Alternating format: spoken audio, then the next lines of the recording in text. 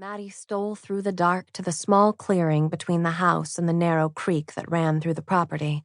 Besides buildings and newly planted shrubs, the grounds were mainly scrub and dusty dirt, but here, like the front lawn, they'd sown grass seed and it had flourished.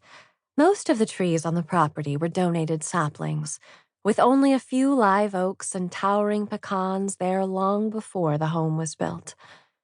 One day there might be a fine grove, tall and thick enough for good shade and a cool breeze for sleeping instead of the suffocating heat already chasing away spring.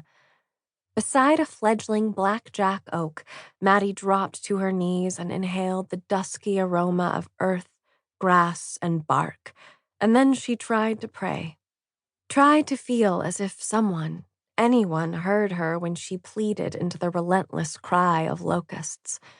Their din made the responding silence deafening. Then she allowed herself to imagine what might have been if she'd had better chances. Even now, Mattie had bigger plans than Lizzie ever would. This thing with trying to save May, well, her friend could be even more short-sighted than little Dosey, content with knowing when their next few meals would come and where they'd lay their heads to sleep to the exclusion of all else. She was not nearly careful enough. Mattie appreciated security, but she was already considering where she'd go from here. She'd healed in the welcome of the home those first months, nothing required of her beyond grieving so hard it made her vomit at times, even when she was so weak from the weight of her pain she could hardly face eating. Any fat she had to spare had melted off her bones, leaving her gaunt and without any energy at all. That physical dwindling had been better, in ways, than the nightmare leading to her arrival, though she'd bargain with the devil tonight if it meant seeing her son again. She wished she'd found the home sooner, but it might not have changed a thing. After Mattie had been at the home a few weeks, Sister Susie had thought to ask how she'd found it. She showed her the pamphlet from outside the doctor's office, but stopped short of mentioning the cleaning woman at the infirmary. Then, one cold January evening, the girls had gathered around the stove, their toes propped as close as they could get to the cast iron without burning them. "I miss you, niece," Dilly had said suddenly. It was odd how she could hear just fine, but not speak, though she could make herself perfectly clear when she needed to. I miss her quiet wisdom. She'd sighed.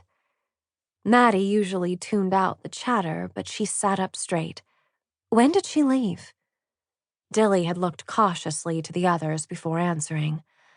Oh, well, she was fine one minute, sick the next. She'd just gone to work in Fort Worth last spring, cleaning at the infirmary, no more than a week or so, and came down with pneumonia. We brought her back, and it was only a matter of days.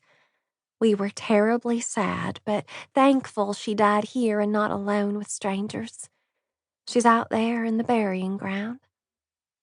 Dilly had nodded beyond the back of the house and then carried on with her knitting while Mattie swallowed the lump in her throat. Even if she'd discovered the woman's name, she would never have been able to thank her. It comforted Mattie now, though, knowing that Eunice, with her compassionate and motherly embrace, rested here with Cap.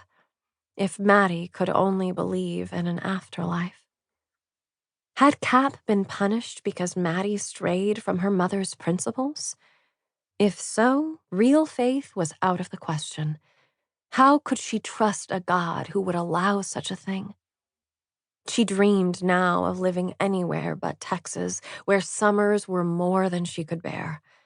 She had put weight back on and then some. Now she was cooking again, but she often went lightheaded just climbing the stairs in the heat. Another reason to avoid the nursery. She detested being seen as a weakling. And she had her heart set on a real job, in an office or shop, earning enough to cover a decent room and essentials. She'd settled for her basic school diploma when they'd needed her at home, But did that mean she had to settle for cooking for a living the rest of her life?